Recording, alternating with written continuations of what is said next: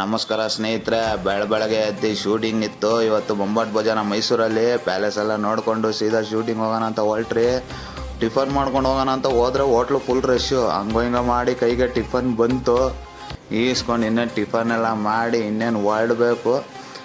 Shooting location ಮನೆ ಒಳಗಡೆ ಇತ್ತು. ಇವತ್ತು ಮನೆ ಹತ್ರ ಸೀದಾ ಹೊರಟ್ರಿ. ಅಲ್ಲೆಲ್ಲ ಅನ್ಲೋಡ್ ಎಲ್ಲ ಮಾಡಿ ಎಲ್ಲ ಮೌಂಟ್ ಮಾಡೋ ಅಷ್ಟರಲ್ಲಿ ಸಾಕಾಗೋಯ್ತು ಹುಡುಗರಿಗೆಲ್ಲ.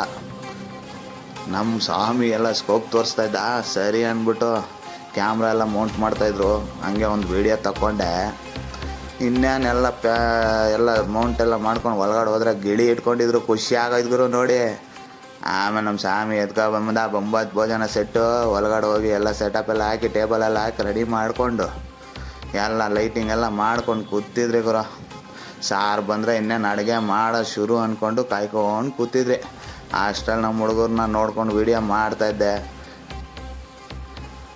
ಅಷ್ಟರಲ್ಲಿ ಬಂತು ನೋಡಿ ಗುರು ಒಂದು ಖುಷಿಯಾದ ಸುದ್ದಿ. ಏನಂದರೆ ಇವ್ರು ಸುದೀಪ್ ಜೊತೆ ಎಲ್ಲ ಫೋಟೋ ತಗೊಂಡಿದ್ರು. ಅಷ್ಟರಲ್ಲಿ ನಮ್ಮ ಹುಡುಗನು ನಮ್ದು ಯಾಕೆ ಸೆಲ್ಫಿ ಬೇಡ ಅಂದ್ಬಿಟ್ಟು ಒಂದು ಸೆಲ್ಫಿ ತಗೊಂಡಾಗುರು.